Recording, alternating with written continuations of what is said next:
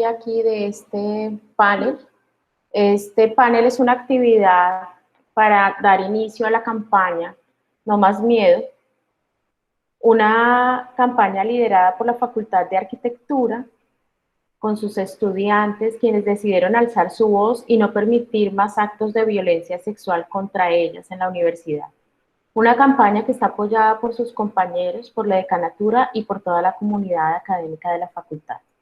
Existe en la universidad un protocolo especial. Desde la facultad hemos creado canales que permiten denunciar para que las estudiantes afectadas nunca más se sientan solas. La violencia contra la mujer constituye una grave violación a los derechos humanos independientemente de cuándo, dónde y cómo se produzca. Hay muchas formas de violencia contra la mujer, algunas sutiles, que por ser producto de prácticas tradicionales nos cuesta creer que son violentas, aunque nos hagan sentir muy mal. Todas ellas traen un sinnúmero de consecuencias negativas. La violencia contra la mujer provoca traumatismos y problemas graves en la salud física y mental, y en algunos casos puede provocar hasta la muerte. Muy a menudo los efectos de la violencia perduran toda la vida.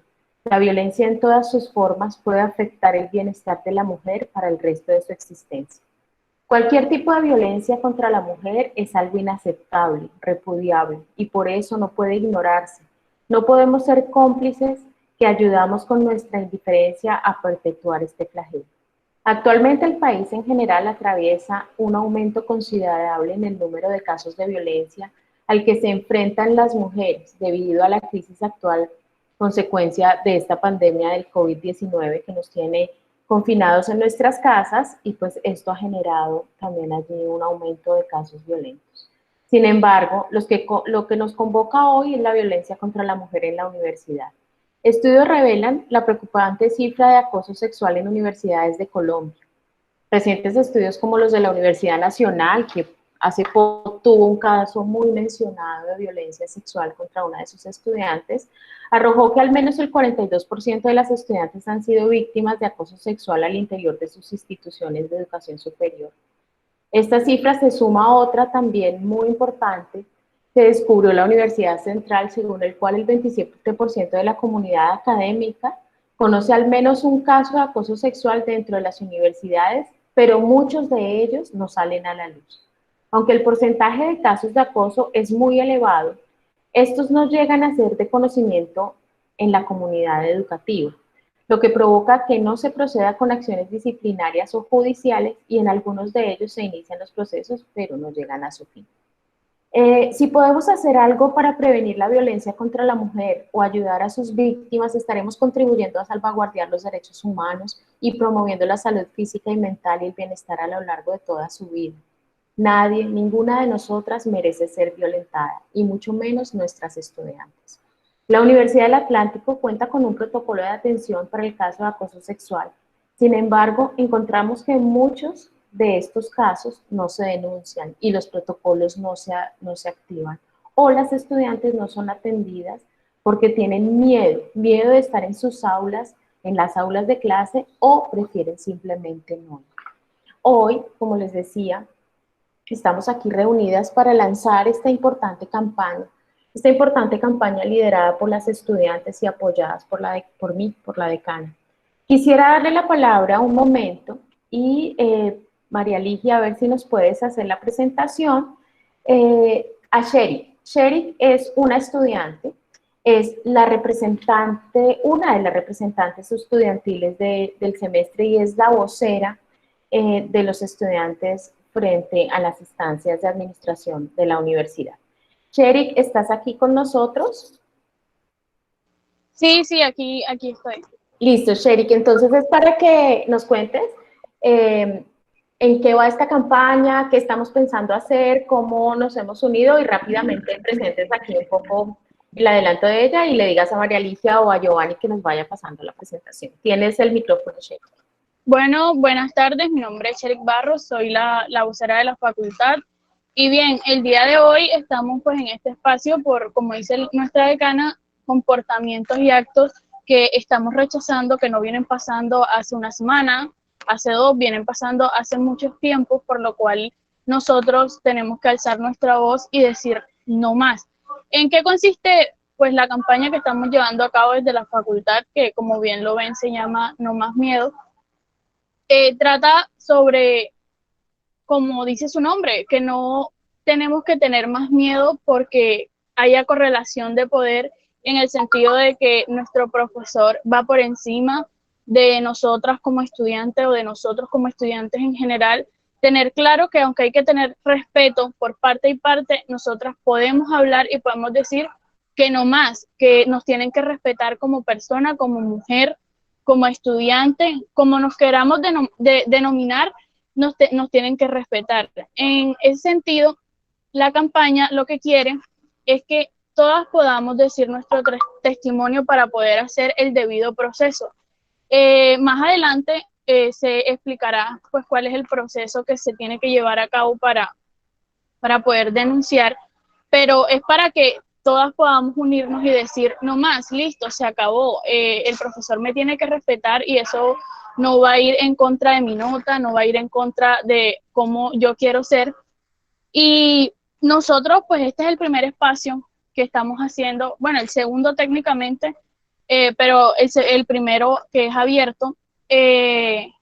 Nosotros hemos venido adelantando la campaña gráficamente, no sé si pueden pues adelantar las diapositivas más adelante.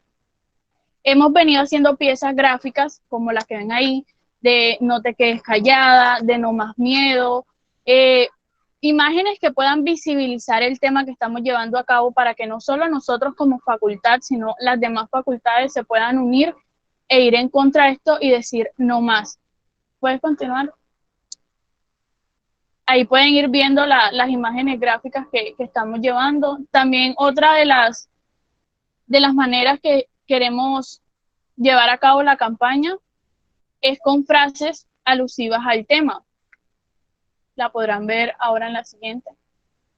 Por ejemplo, esta, no quiero que me invites a tu casa, porque es que hay casos donde entonces los profesores te dicen, la mejor manera de que yo te explique es para que vengas a mi casa, y entonces eso lleva a un paso y al otro, y uno pues por llevar las cosas sanas, uno dice como, está bien, voy a ir, no quiero tus miradas, y mi forma de vestir no es una invitación para ellas, porque hay veces que nosotros nos sentimos cohibidas de la manera en la que nos tenemos que vestir, porque es que el profesor me va a mirar, porque es que mi compañero me va a mirar, y no, y nos cohibimos, y no es justo, porque nosotros podemos ser como nosotras queremos ser.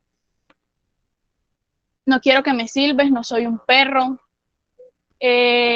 no quiero que me lleves en tu carro, de que venga, yo te llevo el chance, no, profe, muchas gracias, yo puedo coger, no quiero sus propuestas, yo estoy bien así, no quiero que me dediques canciones, no quiero que me hagas insinuaciones sobre mi nota, que entonces ya sabes cómo es que tienes que ganarte la nota, sino ya sabes cómo te va a ir. Soy muchas cosas, pero no soy un objeto sexual, soy una mujer, soy una estudiante, soy una persona, soy yo, no necesito que me mires y no te necesito a ti para sentirme segura o para sentirme insegura, porque yo puedo sola. Entonces, la idea de la campaña es esa, es la siguiente, es que podamos visibilizar el tema, que más en esta época de virtualidad, donde es una de las épocas donde, pues, como se podría decir que más seguridad y menos seguridad tenemos, porque no sabemos qué está pasando en los chats internos, no sabemos cómo el profesor está manejando esta supuesta flexibilidad, etcétera, etcétera. Entonces, la idea es que podamos denunciar esto, y gracias a la decana, la facultad pudo conseguir un correo que ven en pantalla, que es arquitectura-mail.uniatlantico.edu.co, que es el canal directo para que nosotras podamos comunicarnos y poder llevar el proceso adelante, y que podamos seguir construyendo un espacio más seguro y poder erradicar todo comportamiento malo, todo comportamiento machista, misógino por parte del profesor o por parte del compañero. Entonces, me alegra mucho que nos estén acompañando y pueden continuar. Muchas gracias. Bueno, Sherik, mil gracias.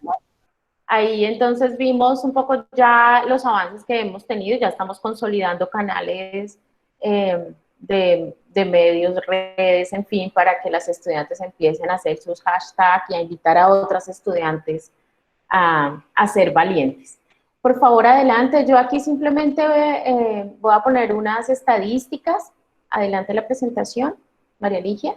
Bueno, este es el protocolo que tiene la universidad. Este protocolo se activa directamente con Bienestar Universitario.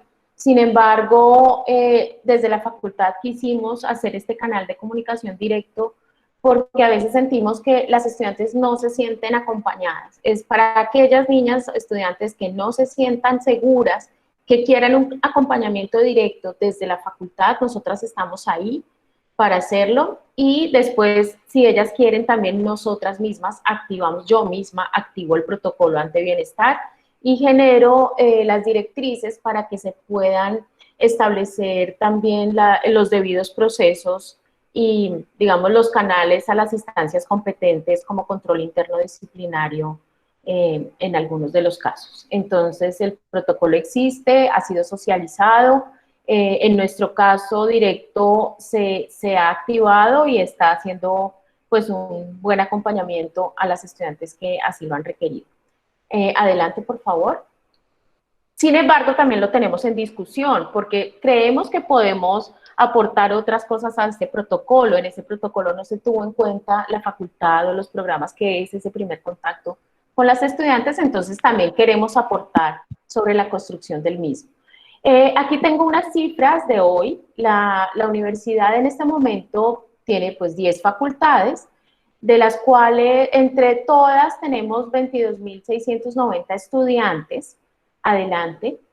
Y este es el porcentaje, adelante por favor, de mujeres en las facultades. Tenemos arquitectura, por ejemplo, ciencias básicas, ingenierías, que son facultades que tradicionalmente han sido con más número de estudiantes hombres, asimismo sus profesores. Arquitectura, por ejemplo, que tiene tantos años de tradición, es la segunda facultad de arquitectura en el país, la primera en la región Caribe, en donde pues somos además la única pública de la región, en donde la mayoría de sus profesores son hombres y el 39% de sus estudiantes son mujeres. Entonces vemos aquí un pequeño desequilibrio y eso se ve, se nota pues en las acciones, en las actuaciones. Yo les comentaba a mis compañeras de panel, que ahora las voy a presentar, cómo yo misma como decana también sufrí de esa discriminación hacia la mujer. Cuando me nombraron decana recibí comentarios de algunos profesores como diciendo, bueno, esta facultad ya se acabó porque llegó una decana, en fin, pero esas son las cosas que tenemos que lidiar nosotras las mujeres día a día, que tenemos que luchar por ellas para reivindicar nuestra dignidad y la dignidad de todas las mujeres que están a nuestro alrededor. Estas son las estadísticas, como les decía, simplemente para que ustedes tengan los datos en cuenta. Adelante. Y ahora sí voy a pasar a presentar a mis invitadas especiales de hoy. Quisiera también saludar, hay profesoras aquí presentes, profesoras de la facultad, la profesora Liz, la profesora Carlín, Leonila, que ha sido clave en la organización de todo este proceso. Encuentro mujeres que también han luchado muchísimo en la universidad por toda esa reivindicación. Julia, gracias por estar acá.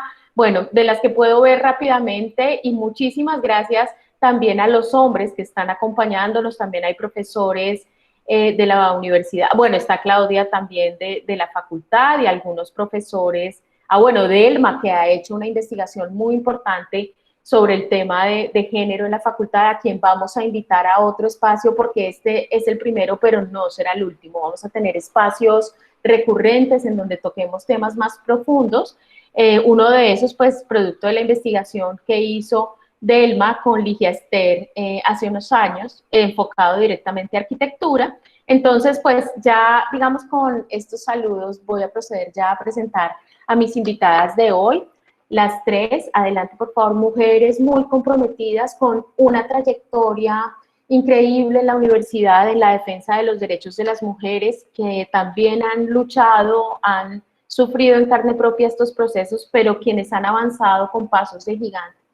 Mis estudiantes y yo, las profesoras de la facultad, nos paramos sobre sus hombros, les damos las gracias y pues estaremos todo el tiempo apoyadas por ustedes. La primera de ellas, Rafaela Bozo Beso, socióloga, maestra en Ciencias Políticas de la Universidad Nacional Autónoma de México, magíster en Historia de la Universidad Nacional de Colombia, docente investigadora, jefa del Departamento de Investigaciones, vicerrectora de Investigación, Extensión y Proyección Social en la Universidad del Atlántico. Ha recibido más de 30 reconocimientos por entidades internacionales, nacionales y regionales, entre ellas está Mujer Cafán, Costa Atlántica, y forma parte de la Red Mujer de Paz, ya que fue nominada como candidata al Premio Nobel de la Paz 1000 Mujeres y un Nobel de Paz en el año 2005 por la Fundación Suiza por la Paz. Rectora encargada de la Universidad del Atlántico, coordinadora del Grupo de Investigación Mujer y Género, profesora de la Maestría en Estudios de Género y Violencia Intrafamiliar de la Universidad del Atlántico, en fin. Rafaela es una mujer que todos ustedes conocen, me quedaría corta y me quedo corta de palabras para seguir describiendo su currículum, sus miles de actuaciones en torno a este tema. Gracias, Rafaela, bienvenida por estar aquí, gracias por estar acá y bienvenida a este panel. Nos acompaña también Ligia Cantillo Barrios, una mujer muy reconocida también, no solamente en la universidad, sino en la región Caribe por sus investigaciones, por sus luchas, socióloga, magíster en estudios políticos y económicos, coordinadora en este momento de la maestría en estudios de género y violencia intrafamiliar, a quien le debemos muchos de los avances en el conocimiento y, digamos, en esta transgresión de las fronteras sobre el tema de la mujer y del género. Mil gracias también a ti, Ligia. Y nuestra tercera invitada, Nevis Niño Rodríguez, ella es filósofa, egresada de la Universidad del Atlántico, magíster en estudios de género y violencia intrafamiliar, docente e investigadora. También es integrante del Grupo de Investigación Mujer, Género y Cultura y defensora de los derechos humanos. Nevis también ha tenido una larga trayectoria, aunque es mucho más joven, pero pues sus logros investigativos y también sus propuestas han trascendido la universidad, la región y el país, y hoy nos acompaña también para presentarnos algo de esos resultados. Bueno, yo organicé este panel en torno a algunas preguntas, adelante, porque cada una de ellas tendría, pues, tela para cortar, como decimos, y podríamos tener horas y horas de conservación. Simplemente, como les decía, esta es una apertura, el lanzamiento de nuestra campaña. Después vamos a ahondar en alguno de estos temas de los que vamos a tratar hoy. Son varias preguntas. La primera es, ¿qué es violencia sexual? ¿Qué no es violencia sexual? ¿Por qué existe esa delgada línea que nos hace dudar? Porque en algunos de estos casos nosotras no entendemos si eso es violencia o no, o nos hacen creer que no. Y mucho menos quienes nos agreden o se excusan en que no entienden o que esto es un comportamiento tradicional, y sobre esto también, digamos, la doctora Rafaela tiene pues todo un discurso y unas investigaciones frente a las prácticas tradicionales, a la cultura, en fin. Entonces yo las invito a mis panelistas a participar. Si quieren ustedes en el orden que las mencioné, Rafaela, Ligia, Nevis, sobre esta primera pregunta. Gravitemos en torno a esta primera pregunta unos minutos y vamos avanzando y nos vamos ya entrando un poco más en los temas. Tienen los micrófonos abiertos, las preguntas que ustedes quieran, los asistentes y las asistentes, hacer a través del chat, y de pronto al final del panel vamos a tener tiempo para proponer algunas de ellas. Entonces, bienvenidas y les dejo los micrófonos y muchas gracias de nuevo por estar acá. Yo propongo un pequeño cambio. Como Nevis hizo la investigación específica sobre la universidad en su tesis y yo fui su asesora, me gustaría que ella empezara con unas estadísticas para abrir la discusión. Perfecto. Listo.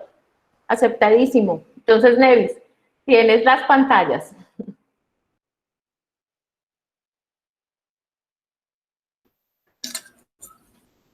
Hola, bueno, saludarlos a todos los que se han logrado conectar hasta este momento. En primer lugar, me siento conmovida de hacer parte de este escenario convocado por la Facultad de Arquitectura. Primero, porque creo que son escenarios que nos ayudan a visibilizar ese fenómeno de las violencias basadas en género en la Universidad del Atlántico, pero que también contribuyen a seguir profundizando en esas reflexiones que ya con anterioridades y mis maestras que hoy están aquí, mis maestras de la maestría, la profesora Ligia, la profesora Rafaela, han sido testigos de cómo el flagelo de la violencia de género en la Universidad del Atlántico no empezó ayer, sino que lleva décadas caminando por los pasillos, en las aulas de clase, en todos los escenarios donde nos relacionamos y donde, digamos, asumimos el reto ese de poder identificar y de poder visibilizar. También quiero saludar esa iniciativa de campaña acerca de no más miedo. No más miedo, creo que deberíamos tener hoy más decanas en las facultades dirigiendo este tipo de iniciativas. Deberíamos de tener más decanos entendiendo que si no mostramos lo que está ocurriendo en la universidad, va a ser difícil avanzar en poder intervenir esas violencias de género al interior de ella. Lo decía la profesora Rafaela, y en este conversatorio el tema que nos convoca es hablar acerca del acoso sexual o de la violencia sexual, que es la primera pregunta. Pero digamos que para poder entender las violencias sexuales, nosotros también como docentes investigadoras, parte del grupo de investigación, en el acumulado que el grupo tiene de estas investigaciones, ha logrado identificar que las violencias sexuales es una de las formas de violencia por razones de género y tendríamos entonces que analizarla desde ese enfoque, ¿sí? Reconocer que la violencia sexual no es aislada a las violencias de género que sufrimos en diferentes espacios, en diferentes instituciones, en diferentes organizaciones, y que esas violencias se encuentran, digamos, en el orden de la reproducción lógica de lo que significa el género, de lo que significa el sistema patriarcal, y dentro de la investigación última que realicé, que es hija de la maestría en estudio de género, esta investigación que hoy voy a presentar aquí unos breves resultados. Dentro de esta investigación, una de las conclusiones a las que también llegamos es que esas lógicas de poder, esas lógicas de subordinación que se ven al interior de los escenarios universitarios, de los escenarios educativos, están inscritos en el pensamiento falogocéntrico. Entonces, en ese sentido, podríamos mirar, y voy a mostrar las estadísticas muy rápido. Ya la decana también señalaba algunas estadísticas que ellos han venido recopilando y han venido identificando al interior de la facultad. Acá lo hicimos, digamos, en la investigación de manera general, y encontrábamos efectivamente que en cuanto a la participación de docentes en el 2017, la universidad contaba con promedio 1.250 docentes. Disculpe, la interrupción. No estaba presentando la diapositiva. No está presentando. No, está presentándonos su pestaña de Google Meet.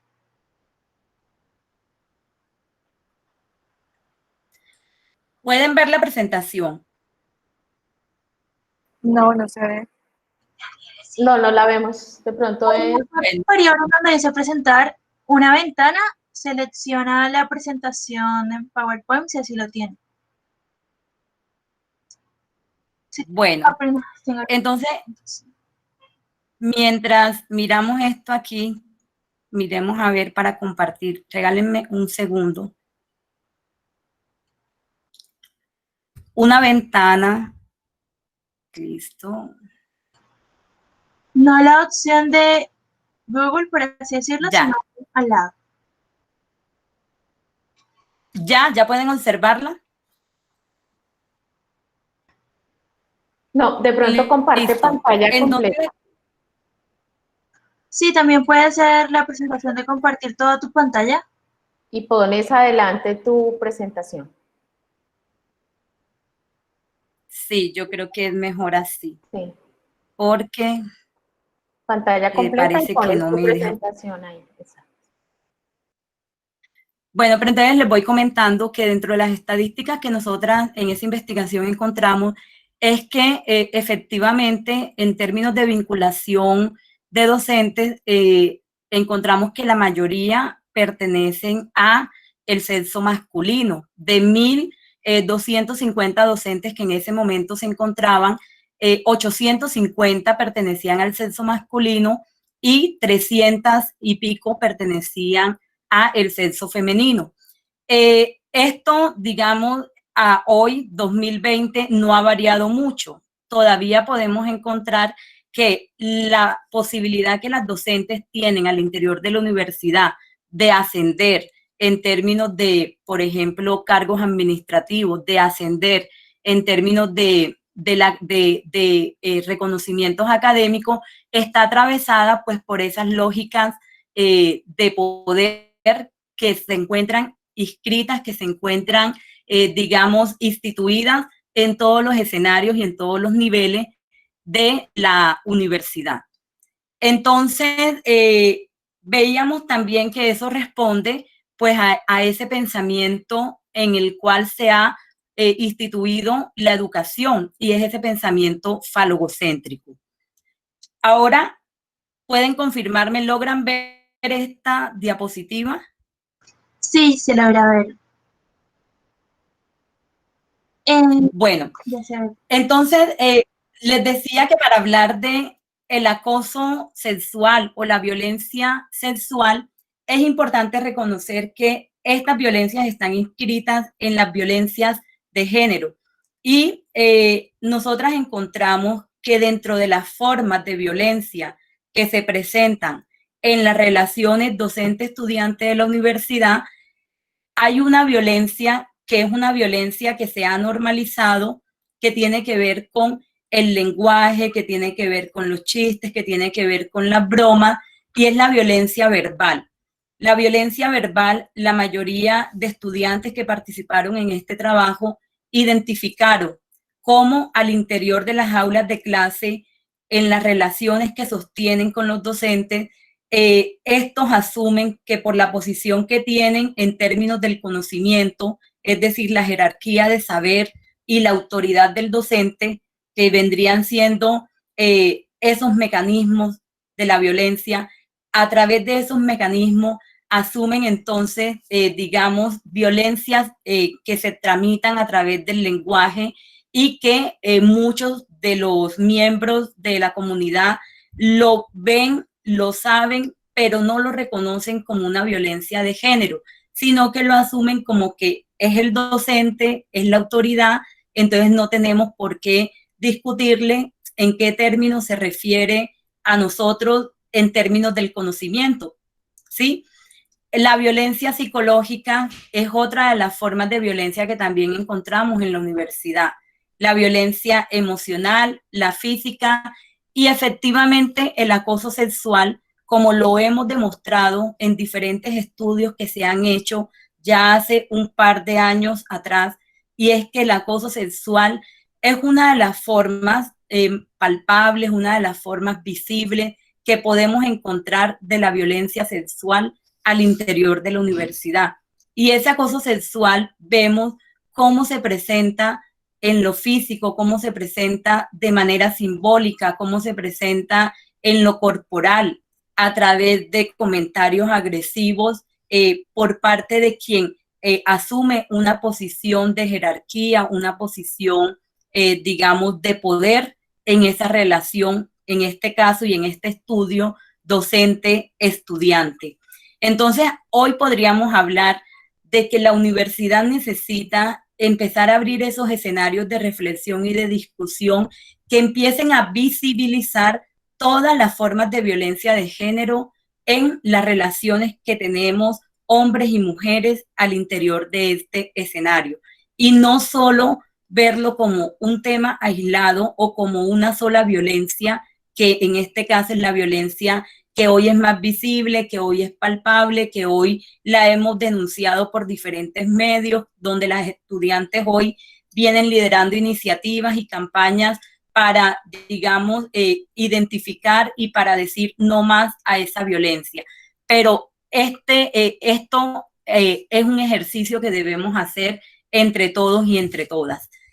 En ese mismo sentido, también encontramos que esas violencias al interior de la universidad están dispuestas a través de unos mecanismos, esos mecanismos que conocemos como la fuerza, como la intimidación, como la coerción, el chantaje, la manipulación, pero que en el ámbito de lo académico, esos mecanismos se van a expresar fundamentalmente en lo que tiene que ver con la nota, con la autoridad del docente, con la jerarquía de saberes y con las expresiones gestuales o verbales que asumen estos docentes en las relaciones que tienen con sus estudiantes. Aquí, cuando preguntábamos a las y a los estudiantes que participaron de este trabajo, hombres, mujeres y diversidades sexuales, todos en su mayoría dijeron que sí reconocen que existen esos mecanismos al interior de la universidad, en esas relaciones de poder de los docentes a los estudiantes.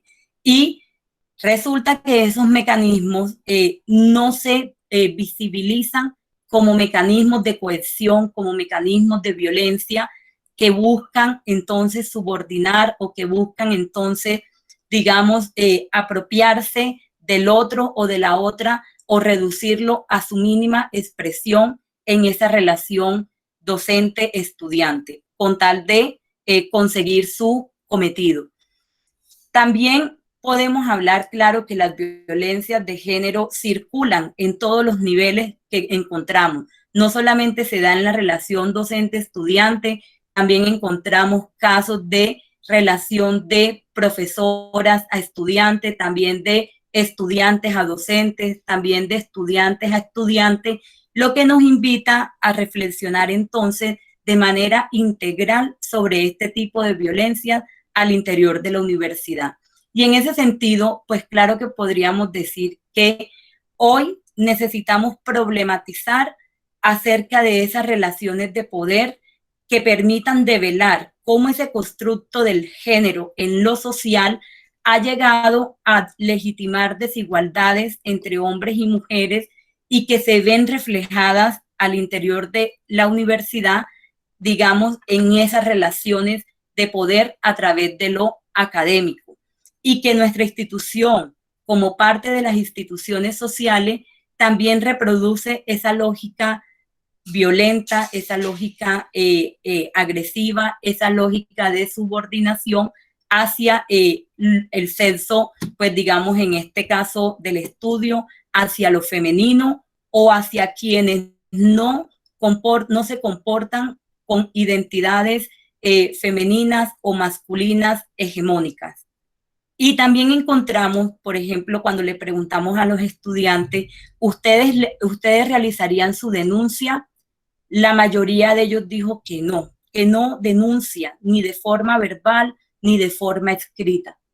Y no lo harían porque efectivamente uno de los elementos que encontramos aquí es el miedo. Es el miedo que muy bien hoy la Facultad de Arquitectura ha venido avanzando y ha venido adelantando esta campaña para que no tengamos más miedo, para denunciar y para, digamos, entre todos y todas, poder cercar este tipo de violencia.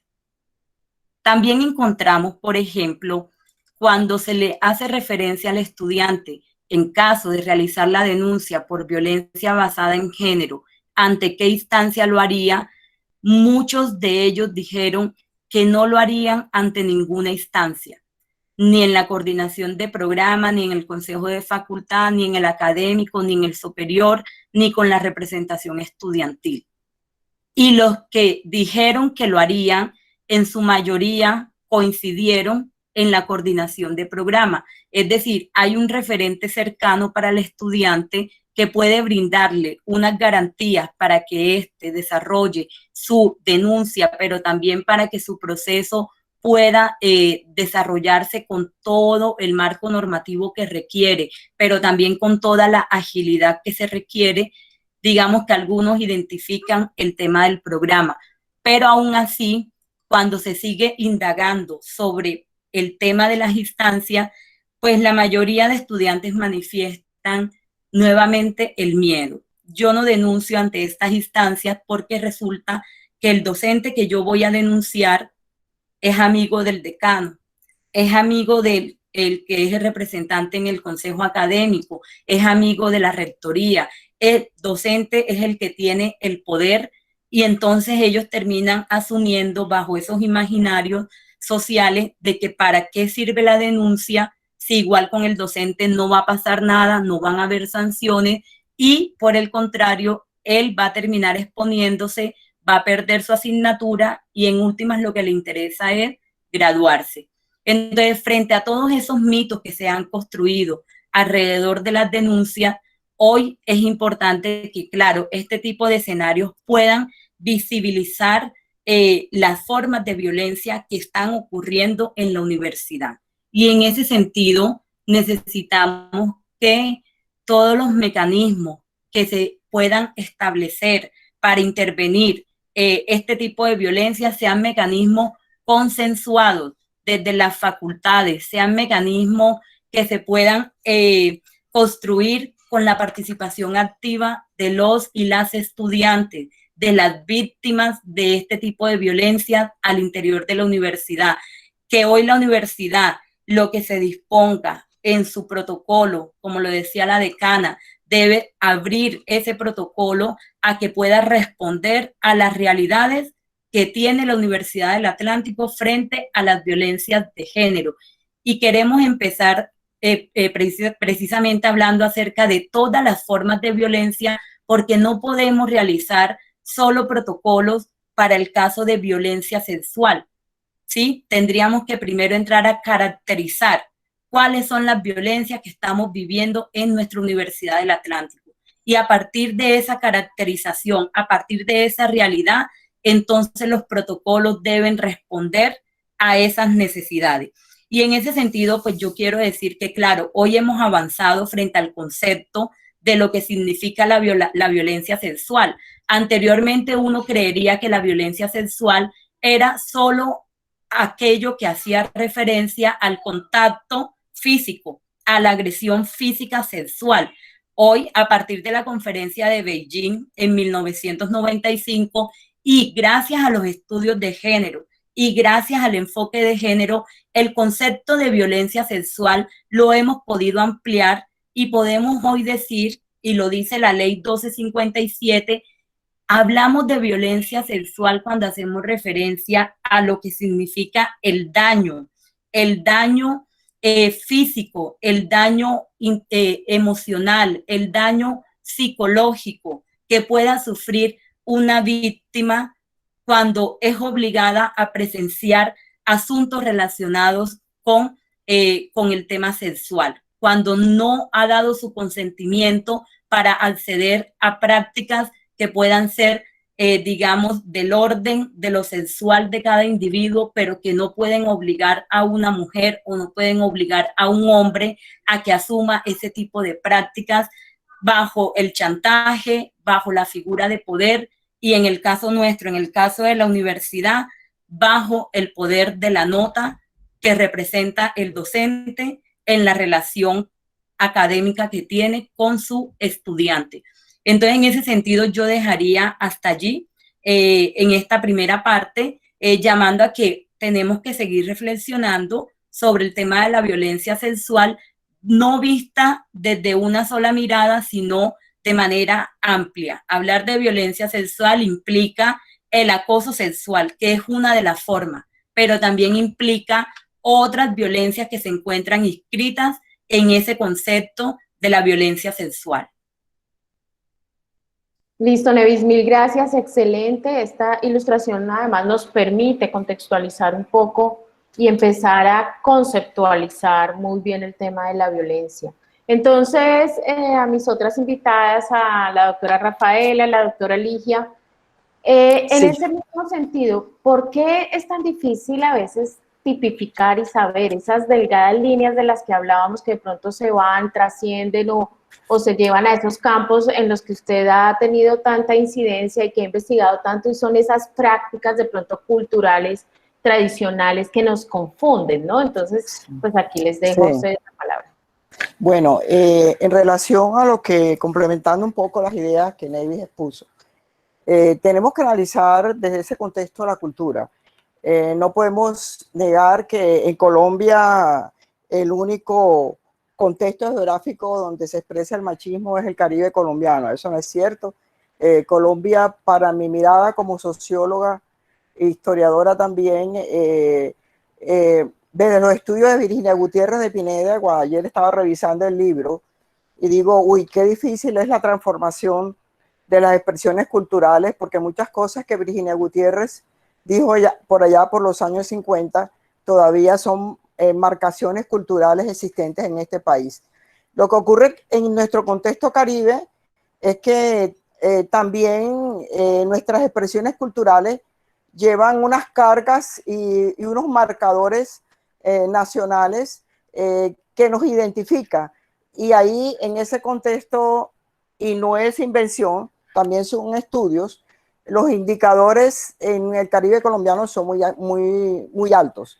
Miremos una investigación que hizo la universidad, una consulta que hizo la Universidad de los Andes, se llama Barreras Mentales, en donde entrevistaron 1.663 personas entre hombres y mujeres, y los resultados más altos los llevó el Caribe colombiano sobre el machismo, donde el 50% del Caribe colombiano está convencida en los imaginarios religiosos de la virginidad y el imaginario virginal de la imagen femenina y lógicamente del poder masculino.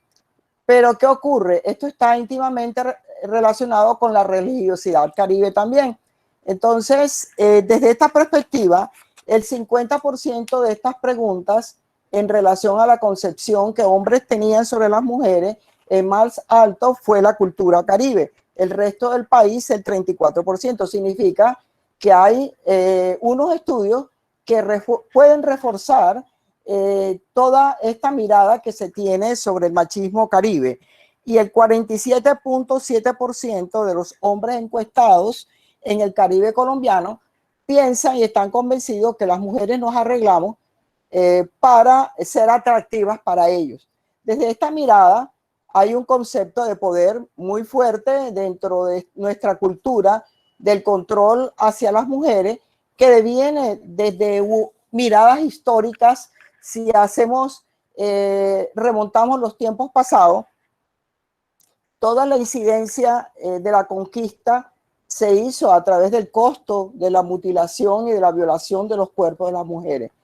Con esto, ¿qué quiero decir? Que hay una interiorización cultural, como también se hizo en otros lugares de Colombia, en donde el acceso a las mujeres es un bien por lo cual los hombres pueden tenerlo fácilmente.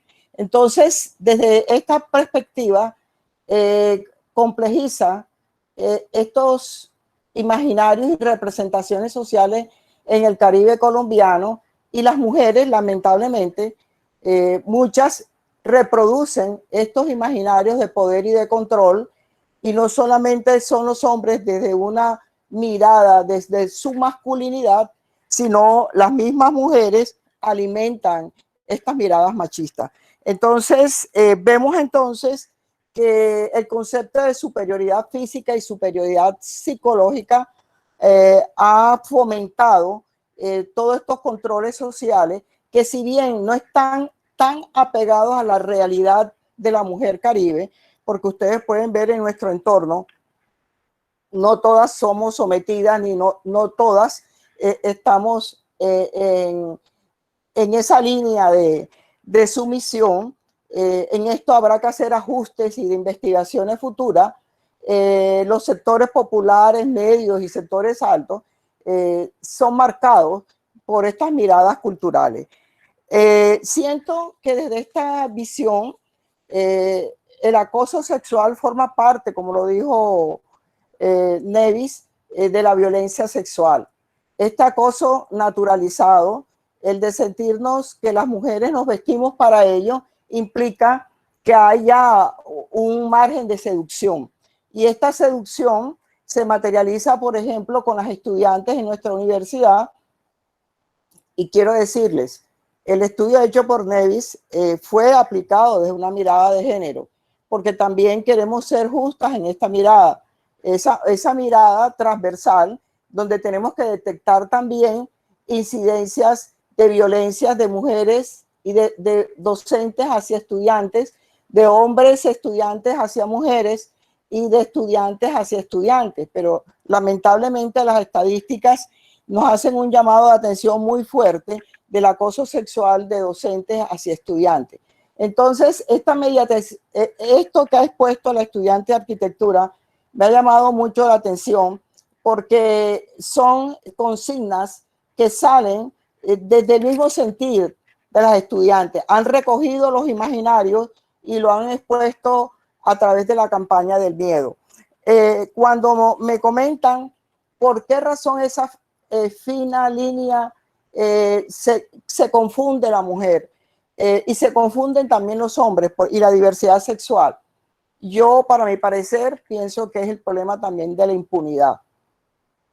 La impunidad y las concepciones que mujeres y hombres tienen sobre el acoso sexual. Cuando se naturaliza un tipo de conducta, la vemos natural. Cuando las mujeres son agredidas físicamente y ella justifica, es que yo no he hecho nada para que tú me pegues, está diciendo, si yo me porto bien, tú no me pegas. Es decir, se naturaliza el comportamiento de violencia a través de una cultura que se activa a través de miles de mecanismos y a través de muchas instituciones. Por ejemplo, las telenovelas son un vehículo muy grotesco de todo este tipo de manifestaciones del machismo costeño. Ahora mismo tenemos a una que va a abrir de un cantante vallenato, y estuve viendo unos segmentos y existe la reproducción como tal. A esto le podemos unir en una interpretación contemporánea todos los comportamientos que nuestro país ha recibido a través de la violencia política. No podemos ignorar que el comportamiento de una guerrilla, el comportamiento de un narcotráfico, expresada a través de muchos documentales y a través de telenovelas, y la realidad como tal, que tiene que ver con todo lo que ha vivido el país de las víctimas, ha reforzado el comportamiento de fuerza, de poder, de control y de violencia. Entonces, desde esta mirada, desde la mirada de la impunidad, esto le llega a nuestros estudiantes, porque en un país donde el sistema jurídico es débil en el sentido porque definitivamente las leyes son muy difíciles de cumplir, al ver que el reflejo de un Estado que no puede hacer cumplir las leyes, y sobre todo en el componente de feminicidios, vemos que la pandemia ha incrementado los feminicidios en este país, y esto le puede dar un poco de explicación el por qué el acoso, como dice la joven, no tenemos controles de los chats, porque esa intimidad que ese docente puede establecer unos canales de interacción de su casa a la casa de ella a través de la virtualidad, lo lleva a un espacio que él supone de intimidad, o ella también, y genera unos activadores de violencia sexual. Y por eso vemos que en la pandemia se han incrementado las estadísticas de violencia sexual y las estadísticas, porque los acosadores están en la virtualidad. Y de ahí las campañas que muchos países han hecho a través de la educación para activar a niños y a niñas y adolescentes, porque el tráfico sexual y el secuestro se ha incrementado en la pandemia por la vulnerabilidad que tienen niños, niñas y adolescentes. En Bogotá, por ejemplo, capturaron a una red de traficantes de jóvenes que le prometían tener apartamento, un salario, etcétera, si se encontraban en un sitio, y era para tomarlas para el tráfico sexual. Entonces, todos estos componentes nos dicen de una gravedad de un problema que no solo de la Universidad del Atlántico, es de todo el país. De ahí que la Universidad Nacional es una de las que más ha avanzado en los protocolos. Siguiendo a una de las preguntas que tú haces seguidamente, la Universidad de Antioquia, también los Andes, han sido ejemplares en enfrentar, y digo que ha sido también por el trabajo de muchas docentes y estudiantes que se han atrevido a denunciar. Uno de ellos, acosadores, recuerdo, no voy a decir el nombre, fue profesor mío en la Universidad Nacional en la maestría de Historia, y me quedé sorprendida de que la Universidad de los Andes haya tomado esa decisión, no obstante ser un gran docente. Pero esto se necesitan medidas efectivas.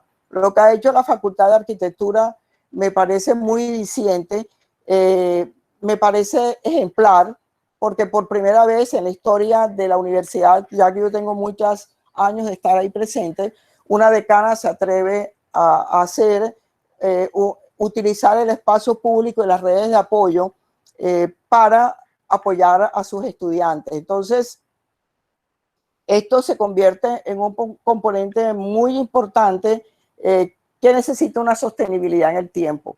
Conociendo a la institución, sé que estos esfuerzos que hoy hacemos con el grupo de investigación Mujer, Género y Cultura y la maestría necesitan respaldo y sostenibilidad en el tiempo, no solamente de la Facultad de Arquitectura, sino de todos los estamentos decisorios académicos, porque como bien se ha identificado, el protocolo se tiene que activar en las facultades. Nevis lo comentó, se sienten más cercanos en los programas o alguien que los escuche, y desde esta activación de las facultades, donde están adscritos docentes, hombres y mujeres y estudiantes, debe partir la activación de la ruta con, lógicamente, una estrategia institucional que apoye, como está haciendo la Facultad de Arquitectura, con propagandas, con consignas muy dicientes, con demostrar a la comunidad que no tienen miedo y que están apoyadas, van a continuar con un proceso de denuncia y validación. Porque es que nuestra cultura tiene un gran problema en nuestras masculinidades. Yo lo viví en carne propia y lo viví durante todas estas décadas, y como le digo a mis compañeras, tengo el cuero tan duro y he sido agredida simbólicamente, verbalmente, psicológicamente, que eso me hizo ser más fuerte, y eso ha sido muy importante para mi vida. Aún cuando me nombraron de rectora encargada, recibí cantidades de correos agresivos de hombres que se identificaban y me dijeron todas las groserías del mundo, en donde me decían, ¿usted qué hace ahí? Váyase, usted no va a poder con eso. Y bueno, sencillamente borraba con cada grosería que llegaba, porque sabía que forma parte de esa agresión, que me entré a un mundo y a un poder masculino que no le permiten a las mujeres que podemos asumir unas miradas institucionales horizontales, y lógicamente con mi historia de vida se previno mucho más hombres agresores alrededor de una dirección académica. Entonces, esto lo comento porque cuando la profesora Marcela decía que apenas ella llegó, le dijeron, renuncie, usted no va a poder con esta facultad. Esto es un problema ya histórico en la cultura nuestra, en donde en una ocasión, en relación a las denuncias que hizo el periódico Vice, yo escribí algo en Zona Cero. Esto es un problema histórico, es un problema cultural.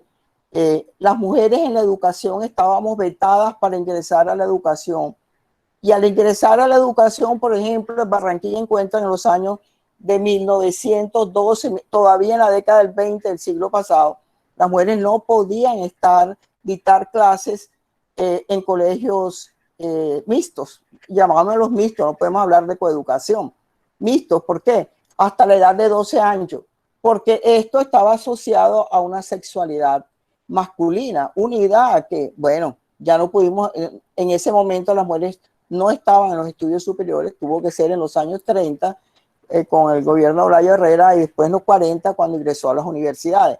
Entonces, todo esto se lo recuento para que ustedes vean que también los activadores culturales fomentan expresiones, como acá se habló del piropo, formas agresivas verbales que hay, y se lo dejo para detalle en la discusión que vamos a tener. Los piropos nuestros en esta región no tienen separación de clases ni nada. Es decir, un carretillero pasa en su pobreza y en toda su humildad, degrada a cualquier mujer que pasa por ahí, porque sencillamente las mujeres, si estamos en la calle, estamos expuestas, y si estamos expuestas y estamos en la calle es para ser agredidas sexualmente. Entonces, si esto pasa en la calle, ¿qué ocurre en las universidades? Las universidades son un reflejo de lo que pasa en la cultura. Hasta aquí. Así es, doctora Rafaela, excelente, muchísimas gracias. Esto nos completa ese panorama que inició Nevis y que yo propongo ahora que termine de redondear Ligia. Y esto va enlazando las siguientes preguntas, ¿no? Que usted ya empezó a responder. ¿Qué están haciendo las universidades, no solamente públicas, sino privadas en el país para prevenir eso? Y justamente nos escribió una participante que ella es de la Universidad del Tolima. Entonces, creemos que las universidades van teniendo ciertos protocolos y si no, pues hay que convocar también al grupo de universidades a través de los grupos de la universidad, de mujer y género y las redes para que también inicien los procesos. El tema de la protección o ayuda que ofrece a las víctimas de la violencia sexual la universidad, porque este fenómeno se repite una y otra vez. ¿Qué caminos deben seguir las estudiantes ante un acosador, ante sentir que están siendo acosadas? Y aquí también hay algunos comentarios, y que hacen referencia a lo que nos expuso Nevis, es hasta dónde es acoso y no, o sea, actitudes, palabras, miradas que nos hacen sentir incómodas, y a las estudiantes si no pueden o no pueden denunciar, ellas se sienten muy vulnerables ante la denuncia, porque les piden unas pruebas que a veces son incapaces de tener. Entonces no sabemos si el mismo testimonio pueda servir. Esto a veces se cae por su propio peso porque no se los validan. ¿Y cuál es el papel de la academia en estos procesos de construcción de políticas hacia la prevención? Ese es digamos, las preguntas que surgen y los comentarios que se están dando en el chat. Entonces, Ligia Esther, te damos la palabra para que sigamos con este interesante panel de... Bueno, mil gracias. Y gracias a la audiencia por estar aquí presente. Lo que quiere decir es que el tema es interesante y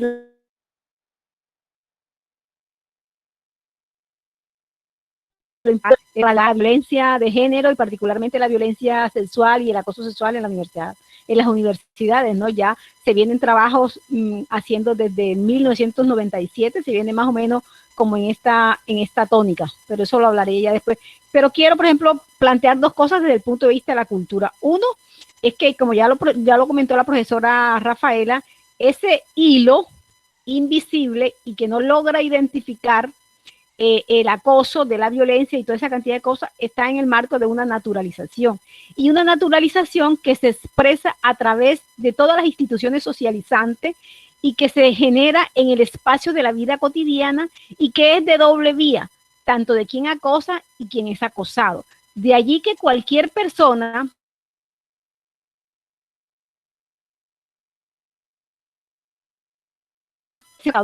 del tema de la música. Casi toda la música, cualquiera que sea, en su mayoría son violentas, y una violencia en donde se objetiviza el cuerpo de la mujer para el uso y el abuso de los hombres. Ese es más o menos lo que se plantea. Eso no quiere decir que los hombres también no sean abusados y acosados, sí lo son, pero las estadísticas no señalan quiénes son las más acusadas, de las cosas. Pero antes de terminar esto, quiero mostrar específicamente unos datos de un trabajo de investigación que hice con la profesora Darlene Ayala sobre el tema del acoso.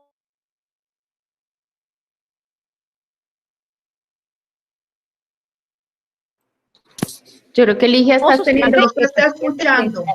Ligia, ¿estás teniendo problemas con el micrófono o con algo? Déjame a ver. Sí, como que estoy sin internet. Ya tengo internet. Decía que les voy a presentar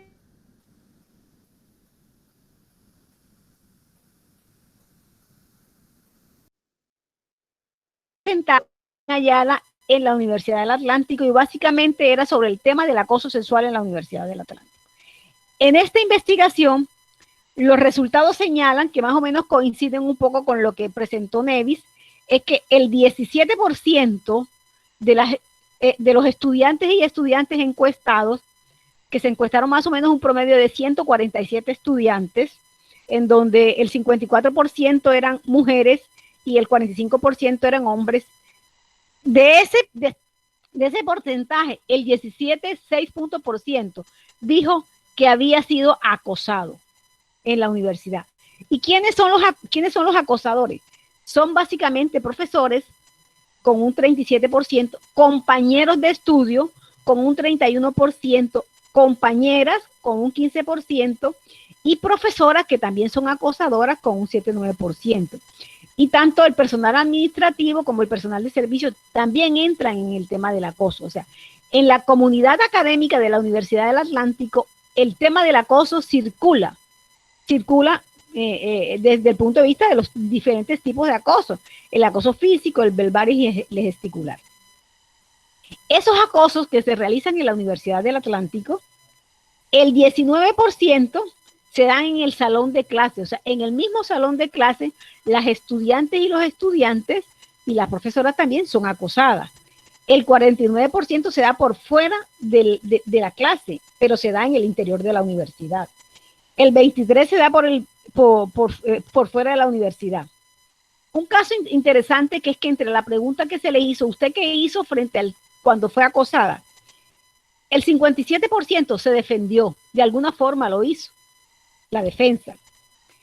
El 30% no hizo nada, se quedó en silencio y muchas veces se retiran de la clase, le quitan la amistad a la persona. Y solamente el 3,9% acusaron, o sea, hicieron la denuncia. Imagine usted, solo el 3%, casi 4%. Entonces, esa es como la panorámica general del tema de la violencia. Hay un tema interesante, que a través del proceso de observación tuve la posibilidad de identificar 3 tipos de acoso, pero básicamente esos tipos de acoso se realizaron sobre la población de la diversidad sexual. Uno fue a una lesbiana que se lo hizo un compañero de estudio, igual que el caso del profesor, le decía que era para que quitarle su manía de lesbiana y que con él podía hacerlo, quitarle su manía de lesbiana, o sea, y reafirmarle su condición de hembra, con un hombre a través de él, ¿no? Y otros fueron 2 gays. Un gay se lo hizo también un compañero y también uno de recursos social, de servicio social. Pero un elemento interesante, y es que en la universidad, en esas relaciones de acoso, solo un acoso de que tengo conocimiento de esa investigación que realizamos fue, podríamos decir que fue gestionado y el profesor fue sancionado. Pero otro que se sucedió sobre una profesora, y la universidad se negó a hacer cualquier cosa porque decía que había sido por fuera de la universidad. Un elemento interesante en este tema, y es que en el marco de la ley 1257 del 2008, una de las cosas que se trata de evitar es el tema de la revictimización. Sin embargo, y en la universidad, frente al tema de los acosos o de las denuncias, generalmente hay una tendencia de revictimización. Porque, bueno, en el caso particular que les comento de una estudiante que hizo la denuncia, la estudiante primero presentó la denuncia ante el consejo de facultad, luego lo presentó en fin, la mujer la pusieron en evidencia en un sinnúmero de espacios. Y una de las cosas que se plantea es precisamente el tema. Entonces, para decirles que frente a frente al tema del acoso y de la violencia, desde la maestría y desde el grupo de investigación, hemos realizado unos espacios de investigación, y entre esas investigaciones está la investigación que realizamos en la maestría con el tema de la violencia intrafamiliar. La universidad tuvo la posibilidad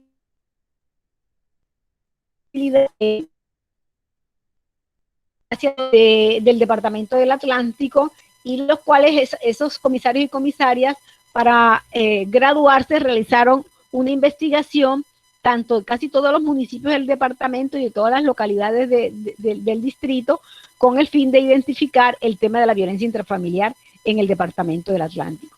De tal suerte es que hoy tenemos unos resultados sobre el tema de violencia, y específicamente de violencia intrafamiliar, que da cuenta de cuál es la situación real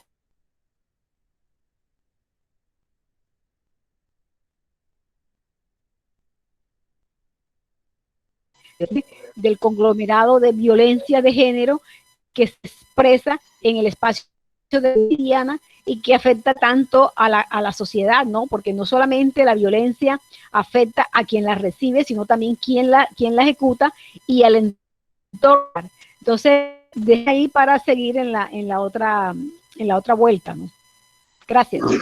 Muchas gracias. Creo que esto sí, digamos, nos aclara también, nos sigue aclarando el panorama, y también hay otras aquí sugerencias o comentarios que nos hacen los invitados, y es el tema de los piropos, como lo habían hablado y lo había hablado la doctora Rafaela, que pues, son muy desagradables y nos violentan. Entonces, ¿por qué el fenómeno se repite una y otra vez? ¿Por qué no pasa nada? ¿Qué debemos seguir? El tema de la denuncia. ¿Hasta dónde, digamos, debemos generar como unos protocolos tan específicos? Entonces, pues alrededor de esto, que es otras de las inquietudes de las estudiantes, es cómo denunciar esas pruebas que les piden, qué hacer con estos temas. Ustedes que han avanzado un poco más, ¿qué nos aconsejan? Doctora Rafaela. Bueno, ya las que son abogadas y están presentes en el auditorio podrán reforzar aún más lo que yo voy a decir. Es decir, el tema es bastante complejo. ¿Por qué? Porque ante la invisibilidad del mismo y la aceptación naturalizada en la sociedad del acoso, las leyes se han asimilado a esas miradas de la sociedad y de estos imaginarios, y hacen inalcanzable el concepto de justicia y la realidad de la justicia. Y esto contribuye mucho a la impunidad. Es lamentable decir esto, pero a raíz de los estudios que hizo el periódico Vice, me acerqué a algunos textos de investigaciones que hicieron una entrevista a una periodista que estuvo por toda Colombia en las universidades, y nos entrevistaron en la Universidad del Atlántico a las 3 sobre el problema del acoso en la universidad, y esto nos causó problemas, porque al hecho de que las administraciones creen que cuando tú denuncias o opinas es contra esa administración. No, tú estás opinando porque sencillamente eres, desde un principio ético como docente, estás en el alcance de la justicia. La injusticia es lo que ha llevado a este país a los niveles en los cuales vivimos en la actualidad. Entonces, el periódico nos entrevistó y eso causó bastante malestar, porque quieren es la cultura del tapado. Yo tapo, tú tapo y todo está perfecto. No, las cosas no están perfectas. Las cosas hay que arreglarlas internamente. La Fiscalía hizo con el MEN, y esto lo digo para decir que desde el Estado es la institución rectora que tiene que hacer todas estas directrices y componentes institucionales desde el contexto de la autonomía universitaria para poder avanzar. El MEN ha avanzado muy poco sobre esto. En el 17 se vio presionado a reunirse con el Ministerio de Educación, la Fiscalía y la Contraloría hacer un estudio sobre la impunidad de los casos de violencia sexual y de acoso, y de más de 1.700 denuncias inactivas, 200 ya echadas a un lado porque ya eso no se podía hacer absolutamente nada, y muchas tenían varios años y no se había llegado a ninguna conclusión. Entonces, insisto, el problema de la impunidad lleva a la revictimización de las personas porque denuncia, se expone en un país de tanta violencia, viene la persecución, viene el acoso y viene todas las derivaciones que conocemos. ¿Qué pasa con el MEN? Apenas se acercó a las organizaciones de mujeres para que le ayudaran también a comprender esta situación en las universidades. Y es así, si no estoy, la mente no me falla, Cisma Mujer de la Red Nacional de Mujeres organizó un texto que tiene que ver con un diagnóstico del acoso en las universidades. ¿Qué pasa? El MEN lo acata, pero no es vinculante. Con esto que quiero decirle que esto es una situación bastante grave, porque esto tiene que ver ya con políticas públicas educativas del Estado, que la separación entre universidad pública y universidad privada, ¿qué hace? Esto hace que las universidades privadas puedan tomar acciones más rápidas sobre el acoso. Algunas, otras es el tapa y tapa, otras son más honestas con este país, y las universidades públicas les cuestan muchas dificultades por las reglamentaciones internas que tienen, y estas reglamentaciones internas muchas veces se convierten en obstáculos. Pero yo pienso que esto no está acabado, porque así desde el contexto que la ley 30 de autonomía universitaria le da a la universidad pública para enfrentar estas situaciones de acoso y de violencia sexual, tiene que ver con una voluntad educativa, una voluntad política de las instituciones para poder resolver la situación, aminorar, frenar la situación de acoso sexual. Si en una institución ocurren cosas aberrantes y nada pasa, el próximo acosador se siente con el poder de hacerlo y hacerlo más grave. Entonces vienen con el cuento, que ya uno está cansado de escucharlo, es que son personas adultas, y estas personas adultas, esto es una relación consensuada.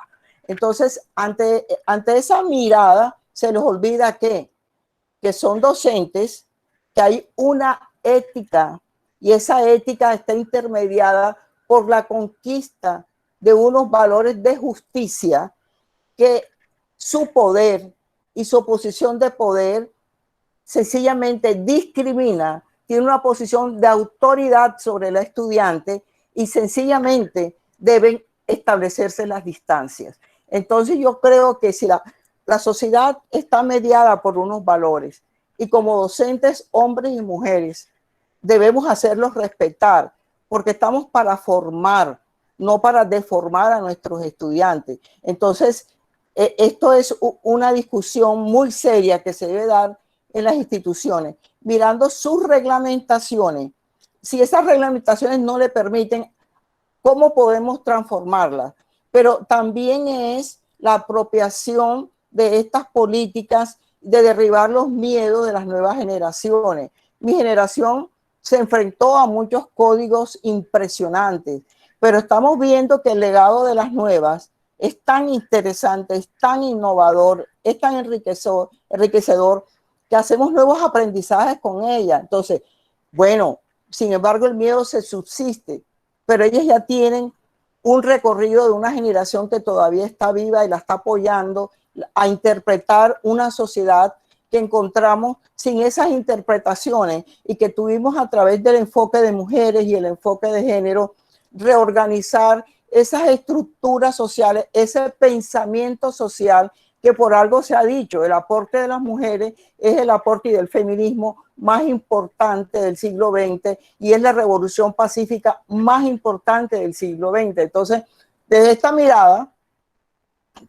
pienso que el Atlántico tiene que ser revisada todos sus estatutos, aún el estatuto estudiantil, porque este estatuto estudiantil creo que es de la década del 80, y sé que hay unas nuevas generaciones de muchachos muy solidarios, hay una población diversa que tiene muy claro la ruta que quiere y por qué por qué luchan. Anoche estuve asistiendo a una charla virtual de la universidad de personas que expusieron temas sobre la diversidad. Me pareció muy interesante, y sobre la diversidad de las masculinidades, que nos hace pensar que hay nuevas conceptualizaciones que podemos avanzar, y la universidad tiene que aceptarlo porque son otros tiempos. El protocolo tiene que ser revisado. Es un inicio, pero necesita otras miradas. Necesita unas miradas que podamos contribuir a que realmente sea un instrumento de intervención, porque lo que queremos es intervención, estrategias de sensibilización, estrategias de concientización, pero sobre todo, porque si lo revisamos, no hay sanción. La sanción es demasiado tímida. ¿Qué ocurre? Nos quedamos cortos. Nos quedamos cortos, ¿por qué? Porque si no existe ni reparación para la víctima y sanción para el docente o la docente que agrede a un estudiante o a la diversidad sexual, pues sencillamente las cosas se quedan en un estado intermedio. Y eso es lo que debemos avanzar. Sí, señora, excelente. Yo creo que esta es una de las preocupaciones más grandes que nos presentan las estudiantes, y es ese tema de la denuncia, la sanción, y bueno, y ahora este tema que nos plantea de la reparación, porque tiene que ser un conjunto integral. Hay uno de nuestros invitados, un hombre, que dice que es importante tampoco generalizar, que no todos los hombres, digamos, están digamos, metidos o son victimarios en estos temas de acoso. Dice, ¿cómo hacemos para que no se generalice al hombre como determinante de violencia? Se debe ser muy cuidadoso en el manejo, ineludiblemente es un tema de educación. Eso por un lado, y por otro, Juliet Zúñiga nos pregunta, ¿qué piensan del escarche como única forma de las víctimas para defenderse desde el anonimato, ya que en la Universidad del Atlántico no hay ningún grupo institucional ni no institucional que las apoye? Bueno, antes de darle la palabra a ustedes, pues los grupos existen, los grupos de mujer y género, el grupo de investigación, y por eso es que precisamente estamos revisando el tema del protocolo, para que, de acuerdo con las investigaciones, ya vimos cómo es ese primer contacto en donde las estudiantes y los estudiantes se sienten mucho más cercanos y más en confianza, que son sus coordinadores. Doctora Rafaela, también es un momento, digamos, crucial para la universidad. Tenemos dos procesos que estamos avanzando que son determinantes para el futuro de la universidad. Por un lado, la revisión de los estatutos. Entonces, es muy importante que le hagamos seguimiento, y quienes están haciendo ahora la revisión de estos borradores de estatuto tengan muy en cuenta, o tengamos muy en cuenta este tema en los estatutos tanto de los docentes como de los estudiantes.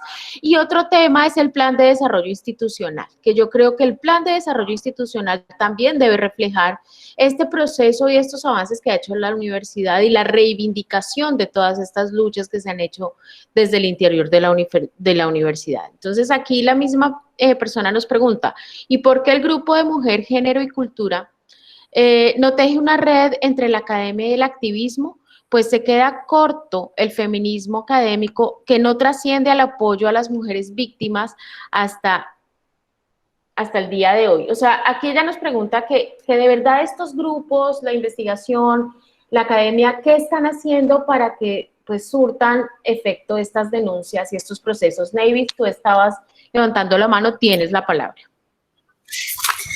Sí, yo quería primero, también en la misma línea de lo que planteó la profesora Rafaela, frente a por qué este fenómeno se sigue repitiendo, y muy bien lo decía, esto se ha naturalizado y se ha normalizado al interior de la universidad, pero esa naturalización ha llevado a que no se reconozca por la institución que ese problema de violencia de género persiste, existe y se mantiene en la universidad. Y en el momento en que no se reconoce esa violencia de género, vemos cómo durante la historia de la universidad, tenemos hoy profesores, docentes que se han pensionado y con ello se pensionó la violencia de género en la universidad. Y la universidad, desde su estructura, desde sus, digamos, normativa, no pudo, no quiso o no vio cómo intervenir a que esas situaciones no se siguieran normalizando. Y en ese sentido yo quiero plantear, por ejemplo, una situación que me tocó acompañar, que me tocó vivir en el año 2018 con una estudiante que fue víctima de violencia sexual en uno de los baños de la universidad, y luego de ella intentar buscar primero dónde colocaba la denuncia, porque no hay una ruta clara sobre la denuncia al interior de la universidad.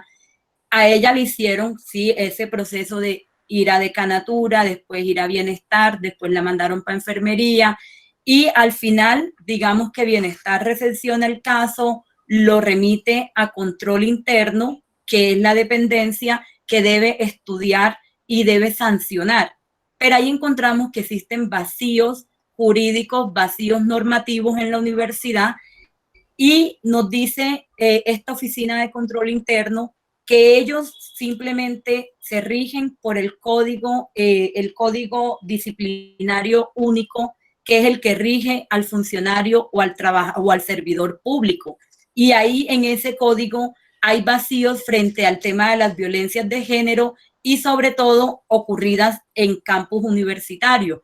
Lo que nosotros en ese momento y desde el grupo hemos venido insistiendo es que para poder también darle paso a esos vacíos, la universidad, bajo la autonomía que tiene, puede crear nuevas normativas que pasa por revisar todos sus estatutos y que estos estatutos puedan tener realmente una inclusión de lo que significa la equidad, el género, la diversidad sexual al interior de la universidad, y que a partir de esa voluntad que se manifieste, la universidad pueda entonces ajustar a través de los protocolos, pero también la necesidad de la construcción de una política en equidad de género, que pueda revisar entonces las violencias desde todas las perspectivas que se vienen dando en nuestro escenario académico.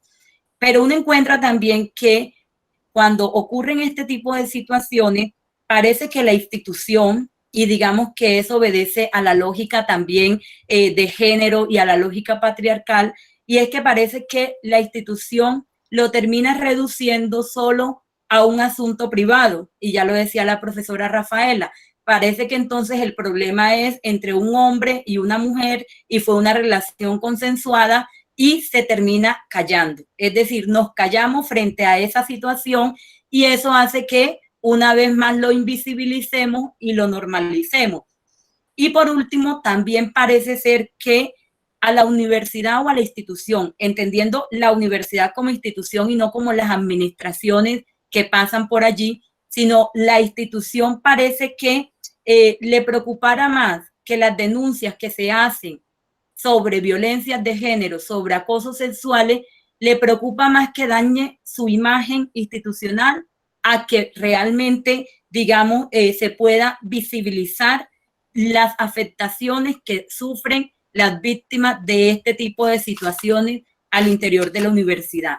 Frente a la pregunta de las relaciones entre el activismo y el grupo de género, yo diría que desde el grupo de investigación, y en eso pues aquí las profesoras que han hecho parte de este grupo ya hace varias décadas, que tienen más experiencia, podrán decir que el grupo sí ha tenido esa vinculación permanente con iniciativas que buscan visibilizar esta problemática al interior de la universidad, que sí se está realizando activismo académico, y ese activismo académico lo podemos mirar, por ejemplo, a nivel nacional, toda la producción que existe frente a los diferentes informes de violencias de género, de violencia sexual, de acoso sexual en las diferentes universidades. Lo decía la profesora Ligia, por allá por el 97 encontramos unos referentes en la Universidad Nacional. La profesora Juanita Barreto, ella coordinó un proyecto que buscó visibilizar el tema de la violencia sexual en la nacional. Y así encontramos como la UIS, la Universidad Industrial de Santander, la de Caldas, la del Valle, la de Antioquia, sí han venido desde los colectivos de investigación, desde las docentes feministas, han venido aportando a la visibilización de este problema en las universidades. Y también encontramos que existen unas alianzas estratégicas entre colectivos de estudiantes, docentes de grupos de investigación de género para realizar campañas que buscan denunciar, que buscan visibilizar este flagelo en la universidad. Caso, por ejemplo, en la nacional tenemos el colectivo Blanca Villamil, que es un colectivo de estudiantes que trabaja en asocio con grupos de investigación. Lo mismo ocurre, por ejemplo, en la Universidad de los Andes, con el colectivo No es Normal, que también lideraron una serie de campañas muy interesantes desde el año 2014-2015 sobre las violencias de género.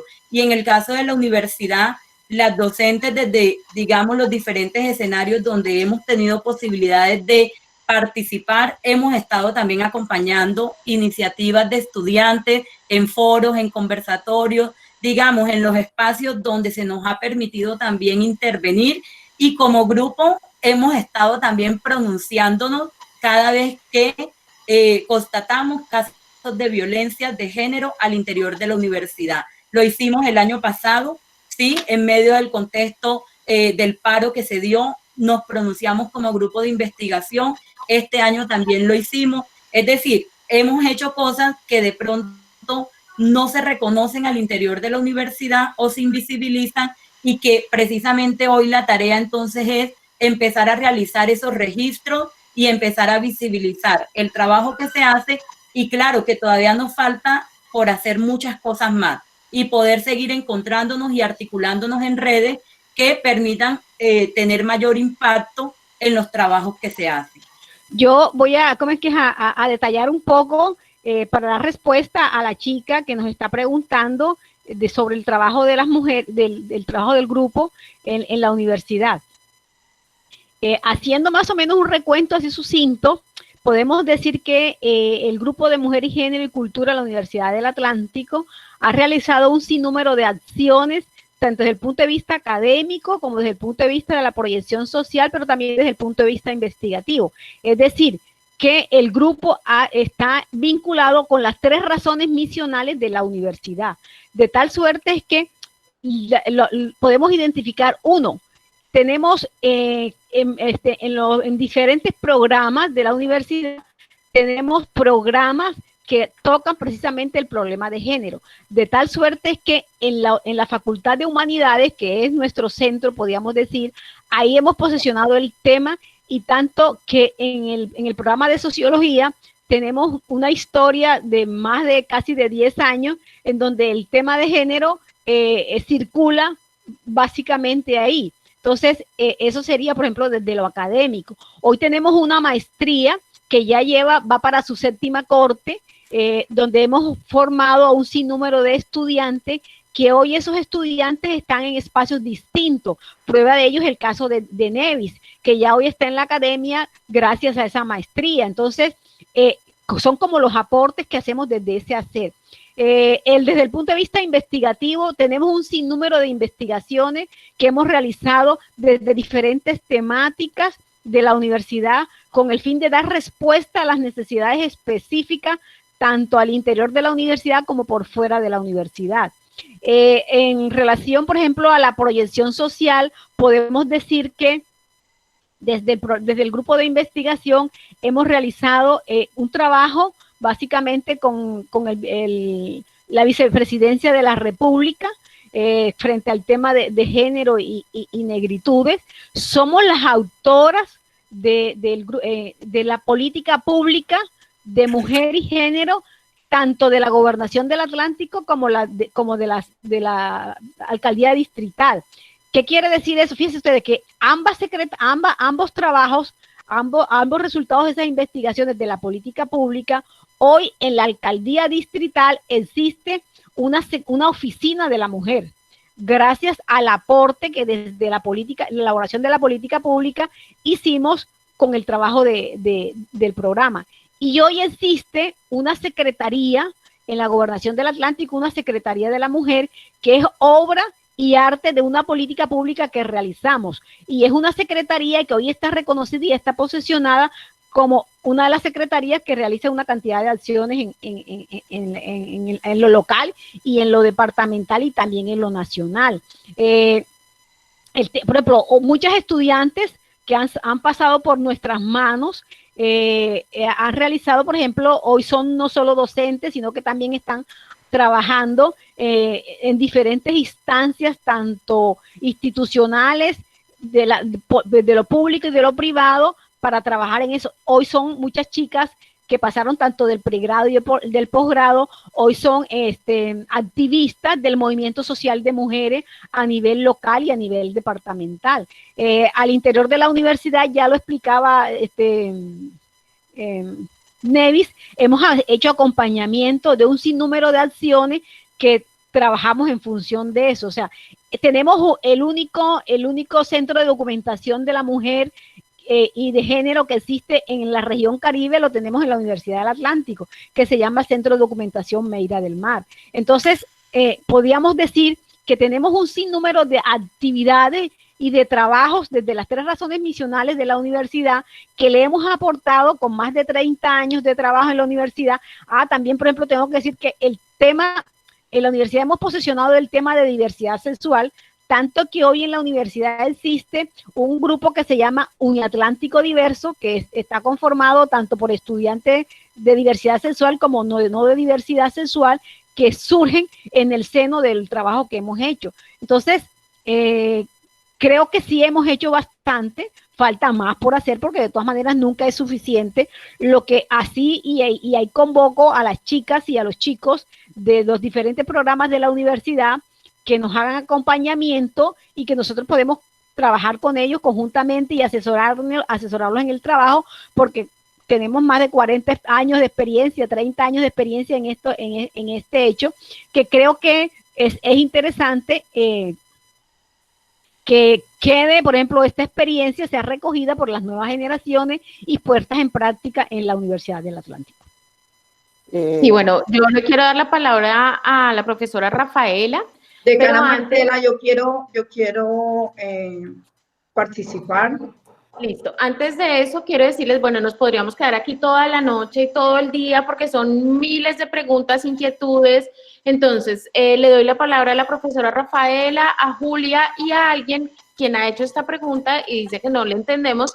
Después vendría Juliet Zúñiga. Y yo creo que después ya hacemos el cierre y vamos a plantear otros espacios en donde vamos a profundizar cada uno de estos temas y vamos a tener invitados. Está, por ejemplo, el tema de Juanita Barrios, que es de la Facultad de Arquitectura, y en los Andes también se ha hecho un tema específico para arquitectura, solo por mencionar algunos, o los productos ya de investigaciones que se ha avanzado, en fin, estaremos comentándoles. Entonces, doctora Rafaela, Julia y Juliet, y hacemos el cierre. Sí, bueno, yo solamente voy a dejar algunas inquietudes. Por favor, no confundamos un grupo de investigación, un grupo de académicas, que vamos a suplantar el Estado, ni vamos a suplantar los movimientos sociales de mujeres, etcétera. Es decir, somos una instancia académica muy comprometida con lo social y lógicamente esto nos permite ver desde diferentes prismas el movimiento social y el país como tal. Entonces, desde esta mirada, a nosotras no nos han llamado, hemos ido. No me buscan, yo busco. Entonces, para decirle que no somos un grupo de investigación con líneas de investigación y cada de estas líneas de investigación tiene un contacto directo con incidencia social. No estamos apartadas por ser académicas del movimiento social ni de las instancias sociales. Muy por el contrario, tenemos el país en la cabeza porque hemos trabajado acorde con la historia del país. Es así que nuestras líneas de investigación como filosofía repiensan la realidad social, como es el caso que la dirige la profesora Dayana, economía con la profesora Cela, y así todos los espacios. Julia, cuando estuvo en el grupo, en el área de psicología, en las actividades de la vicerrectoría, pues la alejaron un poco de esta actividad del grupo, y así por el estilo se han dejado aportes en la historia. Pero también quiero decirle que el tema de víctimas lo estamos trabajando, y el tema de reinserción con Gilma Turizo. Este tema de víctimas, formamos partes con la Organización de los Estados Iberoamericanos de mirar los acuerdos de paz y incluir la perspectiva de género en esta revisión, y yo formé parte de ese convenio con Gilma. Entonces, ya para cerrar, considero que en este proceso de políticas públicas de la institución, donde el grupo ahora sí forma parte a través del plan de desarrollo, Nevis, la profesora Cela y Ligia están al frente de este proceso, pero esto es un problema mucho más profundo.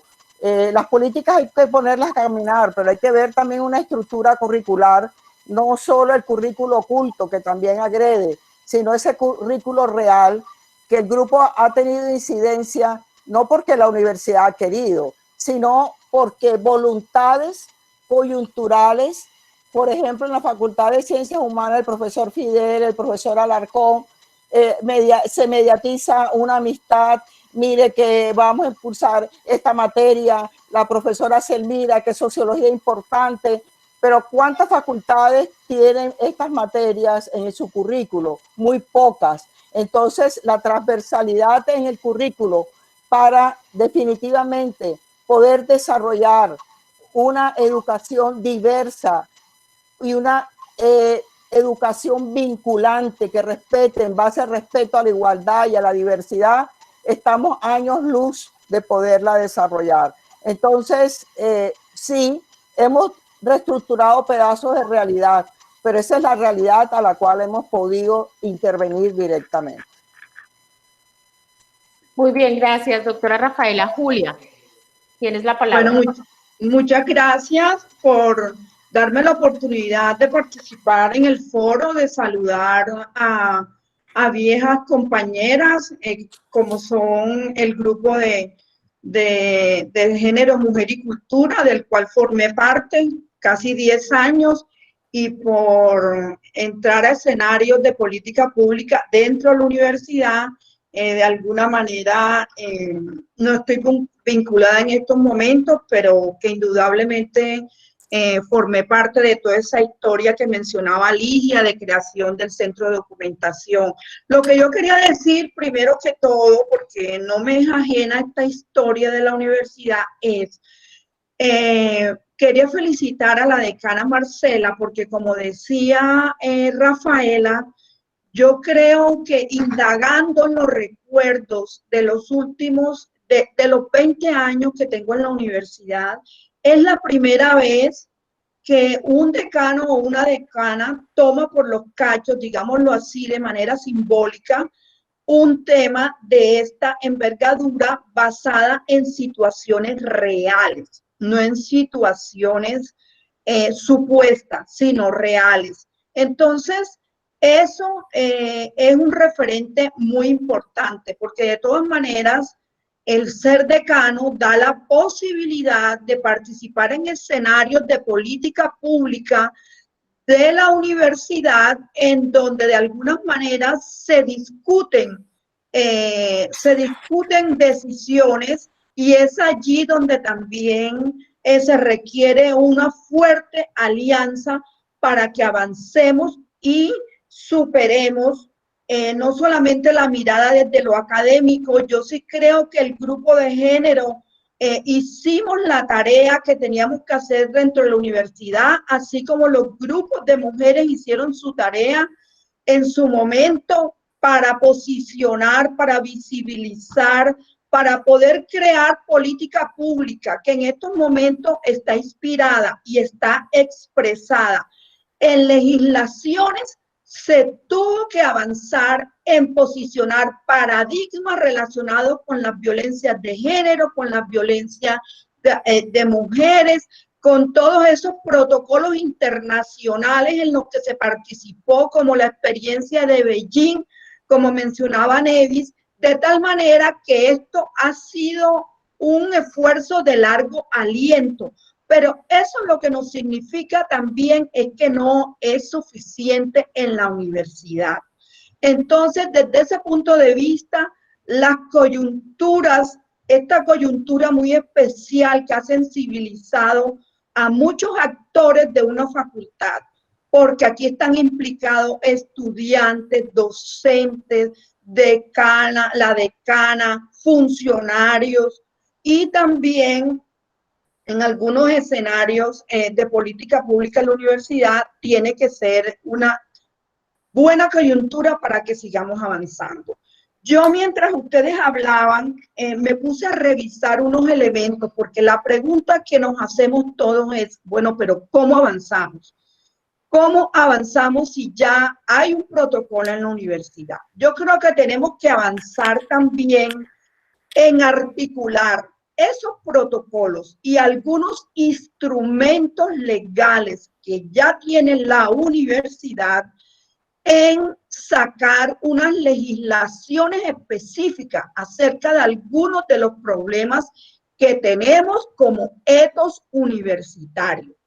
Porque es que no podemos olvidar que cuando sucede en el escenario de la academia, en el espíritu de la generación del conocimiento de un aula, una situación como esta, aquí estamos hablando también de cuál es el rol del docente desde el punto de vista ético. Si se supone que la universidad no solamente transmite conocimientos, la universidad tiene a su cargo, y así lo dicen los estatutos, así lo dice el Estatuto de Bienestar Universitario, así lo dicen los estatutos, tenemos la obligación de la formación integral.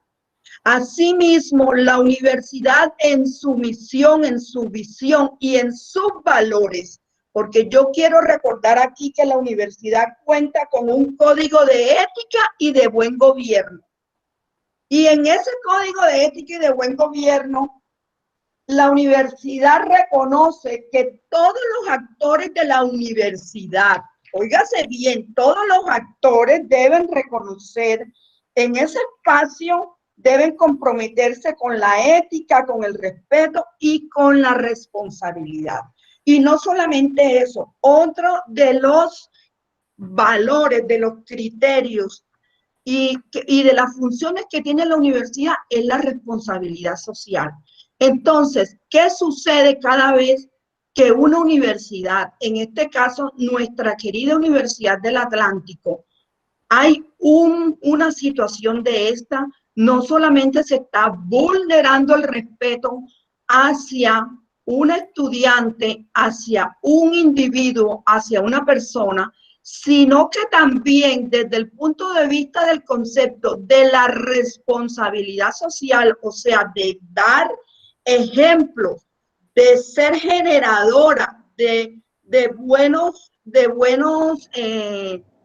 comportamientos o iniciativas éticas, la universidad se ve envuelta en todos estos escenarios difíciles que a veces quedan metidas en una intríngulis jurídica interna y externa que hace que todas estas situaciones se vuelvan gaseosas.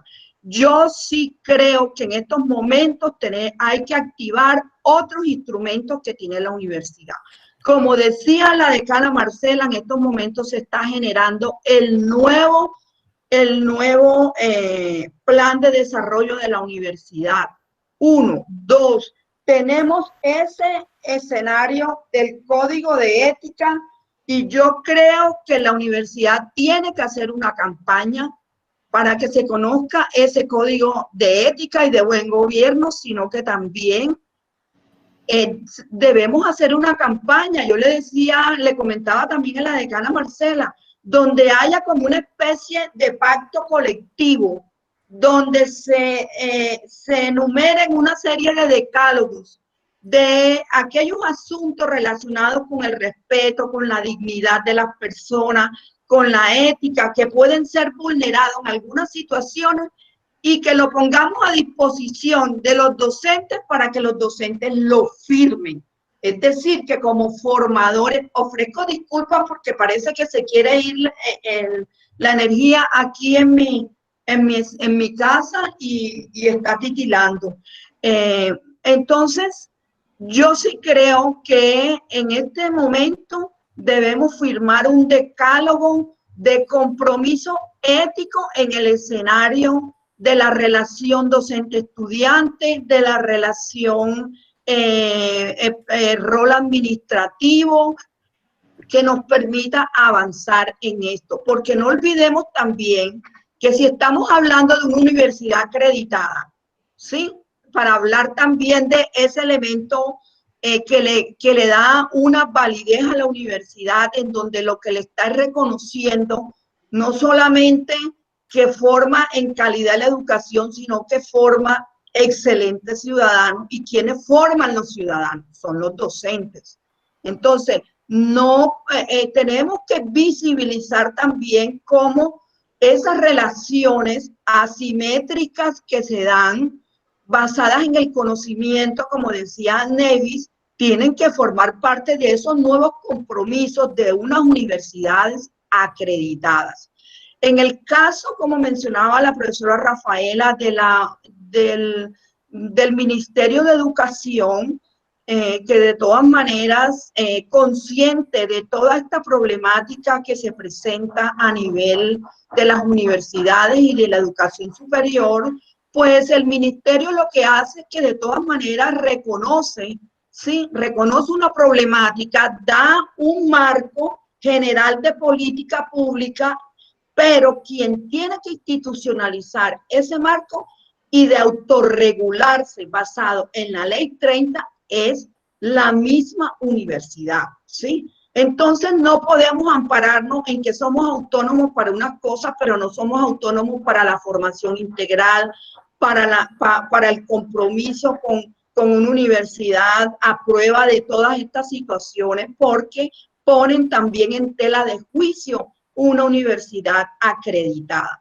Además, contamos en la universidad y eso fue parte de un trabajo, se creó un programa hace aproximadamente 10 años, 12 años, hizo un esfuerzo para transversalizar algunas problemáticas, como fue el programa de Yo Soy un Atlántico, como es el programa de cultura ciudadana, el programa, bueno, y el plan de desarrollo. Con el grupo de género y con algunos decanos avanzamos en el escenario de bienestar universitario, en visibilizar todo tipo de violencias de género, especialmente cuando la violencia física de estudiantes con las novias y con todos esos escenarios agredían también a las mujeres. Pero esto no es suficiente.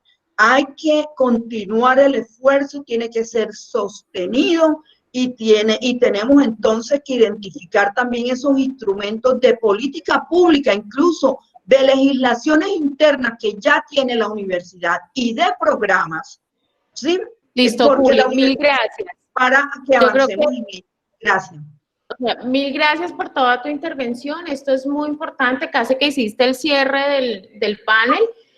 Podemos quedarnos, lo que les decía, mucho tiempo acá. Sé que nuestras panelistas también tienen otros compromisos, nuestros invitados.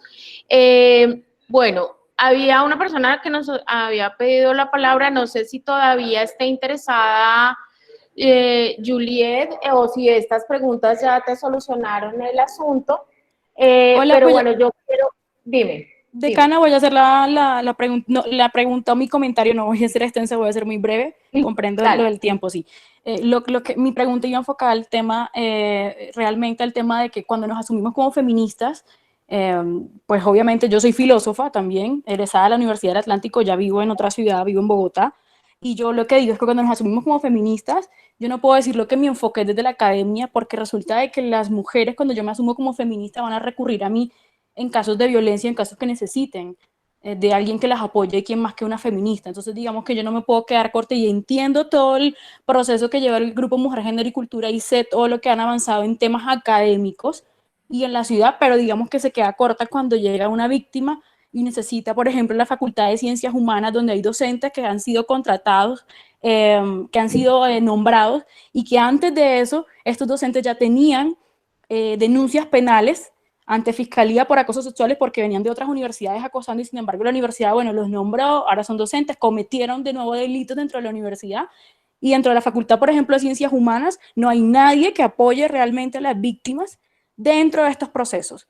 Entonces digo que eso es muy importante porque, digamos, yo no me puedo asumir feminista y decir soy feminista académica y dejar de lado el activismo, porque las mujeres van a recurrir a mí como feminista. Ese era mi comentario. Y lo otro, último, era que me parece genial lo que está haciendo la Facultad de Arquitectura.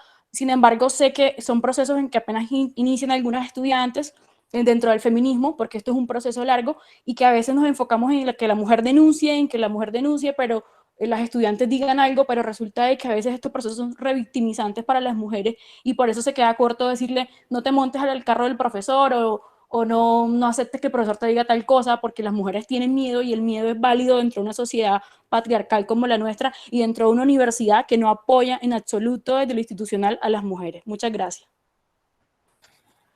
Gracias a ti, Juliet. Nosotras sabemos que pues, los actos son mucho más, nos ha costado mucho históricamente.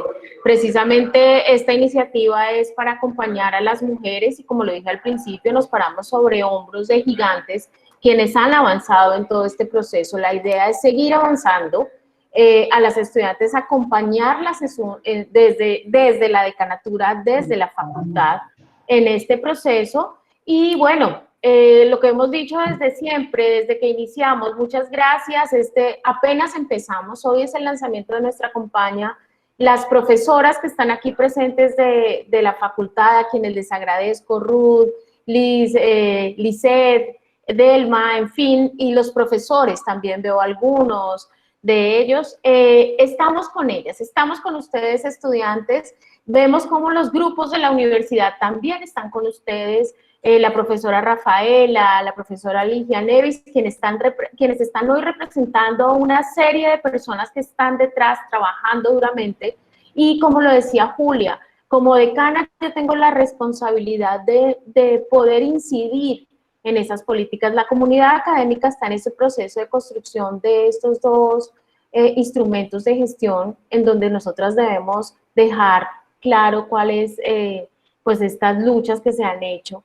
Y la invitación es a no tener miedo. Yo sé que es difícil, pero por favor, si alguien necesita apoyo, ayuda, está Bienestar, estamos nosotros en la facultad, está el correo, están sus coordinadores, y si ven que eso no es suficiente, pues llámenme y yo de alguna manera, si no son de la facultad, activaré los protocolos por ustedes. Ya lo hice con una estudiante de educación física, quien me escribió, me llamó, me hizo una solicitud y activamos los protocolos desde la facultad, o yo como decana desde arquitectura, pero estoy segura que mis compañeros decanos están conmigo, mis colegas, hemos trabajado esto, ya lo hemos dado a conocer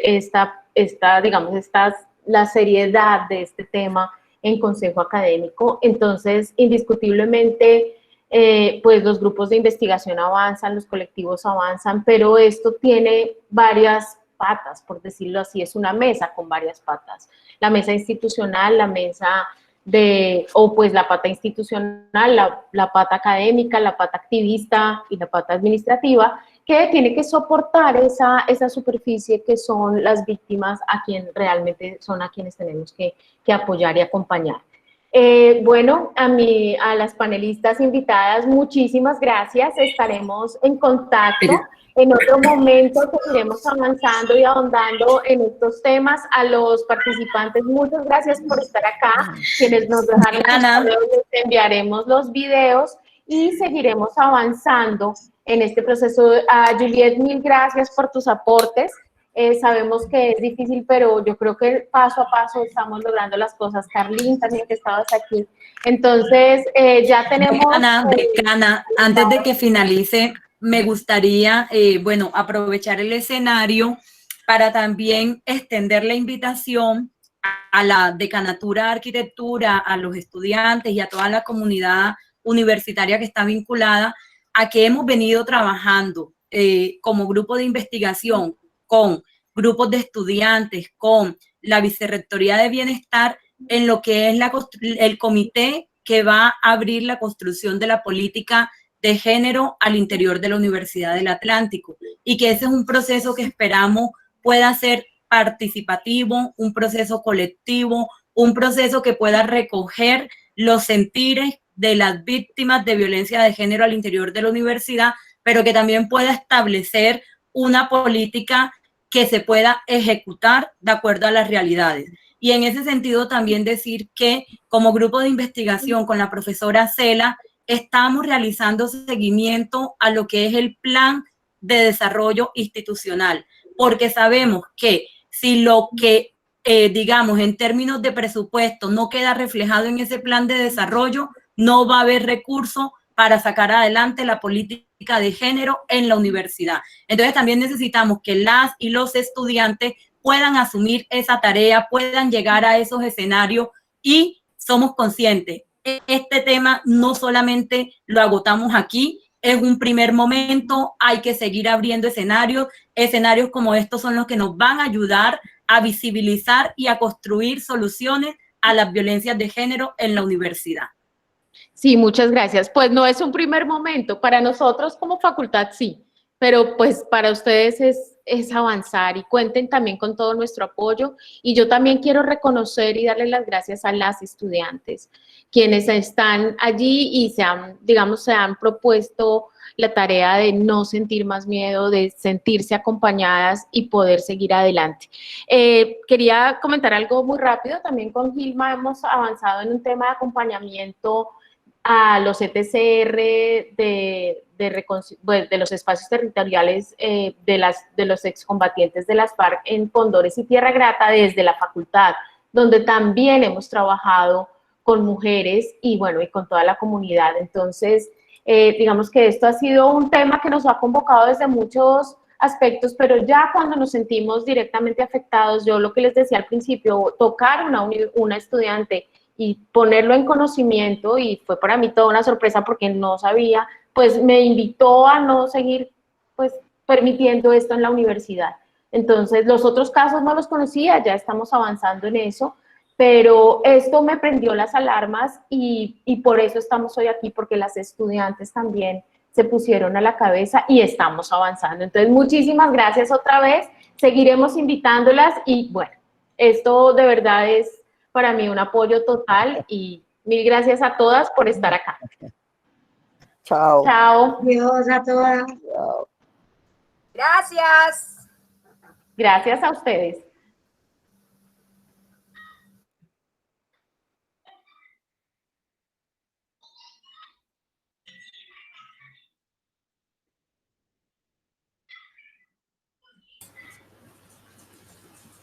Hasta luego, que estén muy bien. Gracias. Chao, gracias. Chao, Liz. Gracias. Ruth, todas las profesoras y las estudiantes. Mil gracias. Y los profesores. Feliz tarde para todos. Lo mismo, chaito. Gracias. Chao, Kalin. Chaito. Chao, Lisset.